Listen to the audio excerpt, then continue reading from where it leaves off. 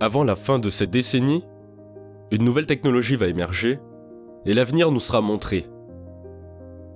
On m'a déjà averti à maintes reprises de rester sur ma voie. Ne vous lancez pas là-dedans, continuez à enseigner aux gens votre petit jeu de trésorerie.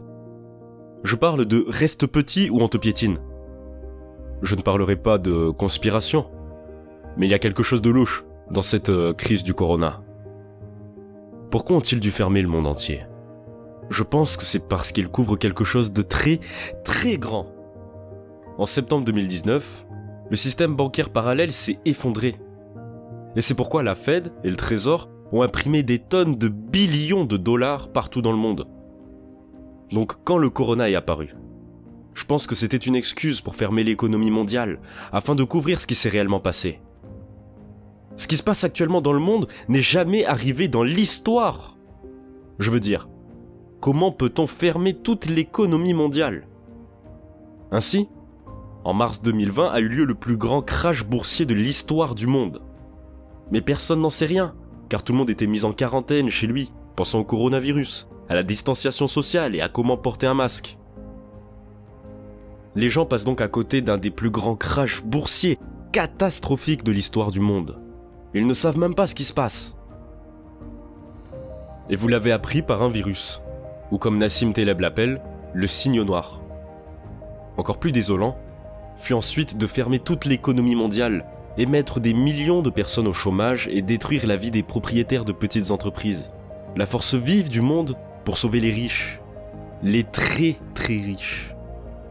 C'est, je pense, criminel. Hier, je buvais mon vin JSB en réfléchissant avec Kim. Nous y sommes arrivés. Nous sommes financièrement libres. Mais plus que tout, nous sommes préparés à ce que veut l'entreprise qui enseigne l'éducation financière aux masses. L'éducation est truquée, comme vous le savez.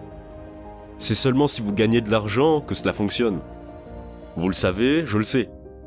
Donc si vous vivez dans un quartier riche, vos écoles ont plus d'argent parce que les impôts payés dans le quartier sont élevés. Mais si vous vivez dans un quartier pauvre, c'est vous qui avez le moins d'éducation, car les taxes foncières ne sont pas assez élevées pour payer votre école.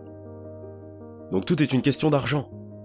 Mais, pour une raison quelconque, on n'enseigne pas l'argent à l'école. Mais apparemment, quelqu'un vous a donné quelque chose pour vous sortir de là. Et les millennials sont quelque chose que je n'avais pas. C'est l'iPhone. L'iPhone est à lui seul si puissant. Je peux pas croire à quel point cette chose a du pouvoir. Tout ce que vous avez à faire, c'est de synchroniser votre cerveau avec cet iPhone. Ils ont plus de pouvoir que toi et moi nous n'en avons jamais eu à leur âge. Tu vois ce que je veux dire ? Le problème, c'est que s'ils n'ont pas été à l'école et qu'ils ont eu un professeur, c'est qu'ils sont incompétents, et que nous avons tous eu des professeurs incompétents. Leur cerveau et leur iPhone ne sont pas synchronisés pour gagner de l'argent. Et si vous pouvez pas gagner de l'argent avec votre iPhone, c'est que quelque chose ne va pas dans votre cerveau, pas le cerveau de l'iPhone. Et c'est ce que je dis aux jeunes. Donc vous et moi, c'est l'actualité. Ce que nous faisons en ce moment, c'est l'actualité. Et la bactérie covidienne et le crash de l'économie, c'est l'ancienne actualité, c'est la mort. Et ce sont les premiers mots que Fuller a dit à ma classe en 1981. Nous étions 100, et j'avais environ 35 ans à l'époque. Et il m'a dit, « Mesdames et messieurs, nous sommes l'actualité. Ce qu'il y a dans le journal est vieux. » Ce qui était dans le journal à l'époque, c'était Reagan et Star Wars, et la Russie et l'énergie nucléaire et tout ça. Il dit, c'est la mort des vieux. Avant la fin de cette décennie, c'est-à-dire en 1980. Une nouvelle technologie va émerger et l'avenir nous sera révélé. En 1989, le World Wide Web est apparu exactement comme il l'avait prédit.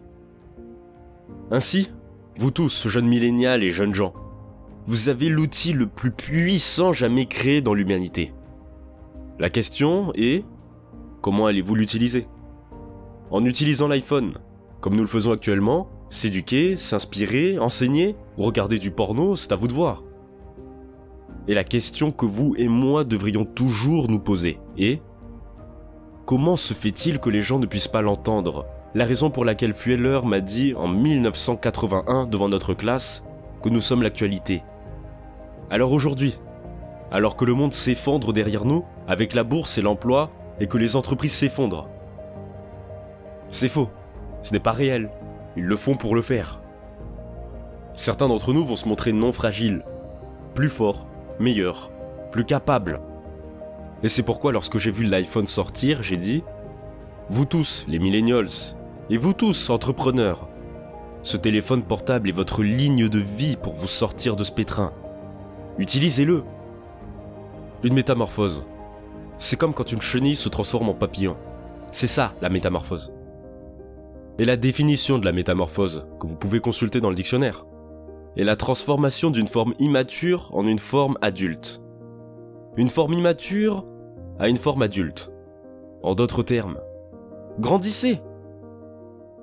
Donc, pour certains d'entre nous, de cette crise, nous allons grandir.